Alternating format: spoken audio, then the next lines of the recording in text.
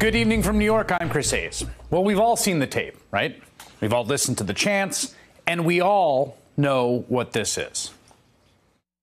Omar has a history of launching vicious anti-Semitic screeds.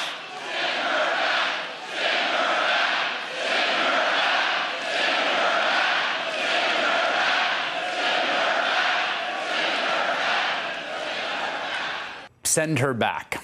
The darkest, ugliest impulses that a political movement can cultivate on full, unapologetic display. It's what Donald Trump has been cultivating all along, what the Republican Party, whether it likes it or not, now stands for. Most of us, I think, across the ideological spectrum, liberal and conservative, across lines of religion and belief, feel viscerally a kind of moral revulsion when we hear and see an angry mob braying, "Send her back," about a fellow American.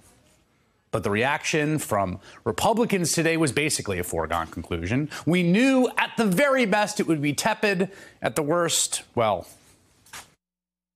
Isn't it racist, though, to say send her back? No, I don't think it's racist to say. Was it racist to say love it or leave it?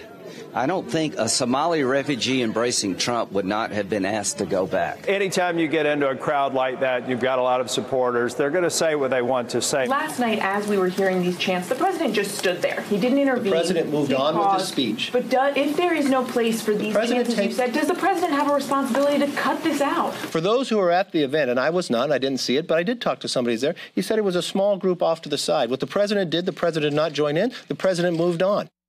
Point of fact, the president didn't move on. He paused for 13 seconds to let the chant build. Now, we are long past the point where anyone can ask with a straight face, where are the decent members of this political coalition? When will they stand up against this? They won't. We know that. They did effectively nothing when the president praised the Nazis, chanting Jews will not replace us, a night before one of their ranks murdered a woman. They did nothing when children as young as 4 months were ripped from their mothers. Nothing as fellow human beings were penned into cages like so much livestock. And the reason is very simple. They are getting what they want out of Trump. Last night, as I was on the train home, I saw this little item. Tiny little thing, wasn't in the news. A paragraph memo from the white shoe corporate law firm Wachtell, basically telling its clients, who hire them to train people at their companies in how not to break the law, that they should continue hiring them even though white-collar prosecutions under Trump have basically disappeared.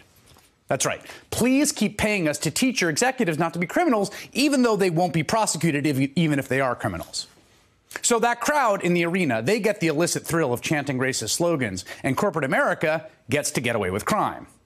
The Christian conservatives get to pick judges, thanks to one of their very own, Leonard Leo, who basically runs judicial vetting and who, along with Mitch McConnell, has gotten a record number of judges on the federal appeals bench. Now, sure, Leonard Leo is a devout Catholic, but you're not going to catch him publicly criticizing a president who puts children in cages. Corporate America got a $1 trillion tax cut. Wall Street got massively declining SEC fines. Big polluters got an EPA that has their back, rolling back regulations, including an announcement today that, and I quote, it would not ban a widely used pesticide associated with developmental disabilities and other health problems in children. The warmongers get the promise of a military confrontation with Iran, while the defense contractors get enormous billion-dollar boondoggles and a White House that literally tweets out ads for their products. Those who want to slash the social safety net, well, they get Mick Mulvaney at the Office of Management and Budget, who told the Conservative Heritage Foundation yesterday he's been saying, quote, OMB now under the management of the Heritage Foundation. And the bosses of America get an administration that quietly put out a statement this week opposing the $15 minimum wage increase the Democrats in the House passed today. Each part of the coalition has been dealt into the Trump presidency. It is a classic model of corrupt governance. The capo on the top and the many, many bosses below who are given control of their domain to do as they wish. Because Trump doesn't care at all about EPA policy or labor or Iran really or anything really other than making money, which the presidency allows him to do with public dollars, and being the center of attention, which, same. But the base, what does the base get? The folks in that arena. Well, it's obvious, isn't it? They get to chant, they get to revel in their own Americanness and primacy at the expense of others. They may not get much more than that, but Trump and now the entire Republican Party and most of the conservative movement realize that that is enough for them. They realized that no one actually cared about deficits or small government. That was never the fuel that fired the engine of Republican politics. It was always roiling rage against them that was on full display in the Send Her Back chants last night. Without that rage and that passion, that enthusiasm and fire in that room, this entire project falls apart. That sentiment at the core of the coalition cannot be pried loose, and it cannot be negotiated with, and it cannot be appeased. It must be peacefully, non-violently, politically destroyed. With love, compassion, and determination, but utterly confronted and destroyed. That is the only way to break the coalition apart. Not by prying off this or that interest. They are in too deep. They have shamed themselves too much. The heart of the thing must be ripped out. The darkness must be banished. The people who feel moral revulsion at that display we saw last night must collectively mobilize in greater numbers than the chanters.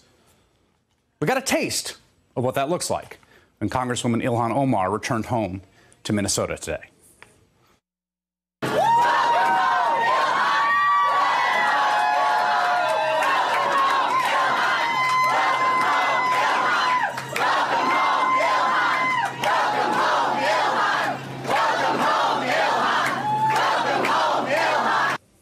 That's it.